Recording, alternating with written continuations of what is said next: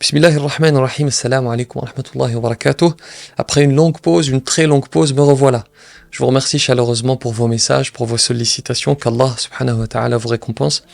Je suis très heureux en tout cas de vous retrouver, peut-être que vous aussi d'ailleurs, peut-être que la réciproque est vraie comme on dit, je l'espère en tout cas. Alors avant toute chose, j'aimerais exprimer ma solidarité avec les fidèles de la mosquée de Jargeau, c'est une ville dans le Loiret, à proximité d'Orléans. Leur mosquée a été incendiée cette nuit, malheureusement. La mosquée est complètement détruite.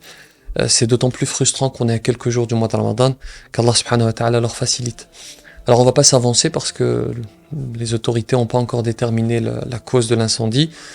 Et disons qu'on a une petite idée parce qu'il y a quelques semaines, en début de mois de février, on a retrouvé des tags sur la mosquée, des tags injurieux.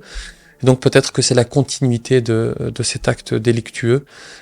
Et on espère que les auteurs seront retrouvés, les auteurs de l'incendie seront retrouvés et sévèrement punis.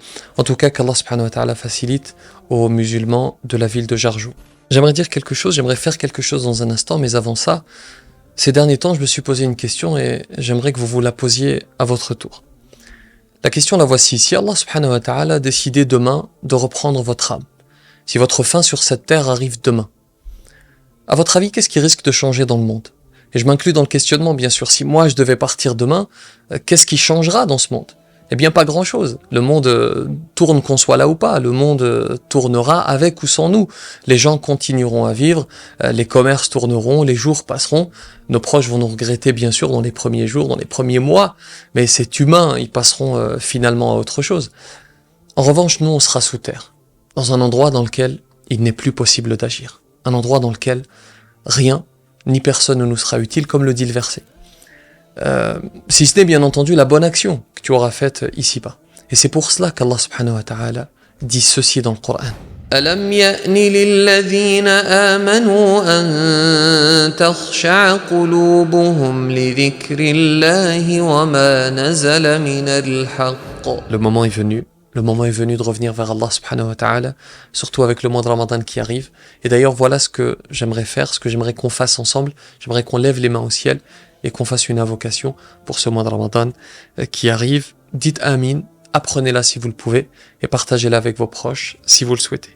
اللهم أهل علينا شهر رمضان بالأمن والإيمان والسلامة والإسلام والتوفيق لما تحب وترضى يا ذا الجلال والإكرام.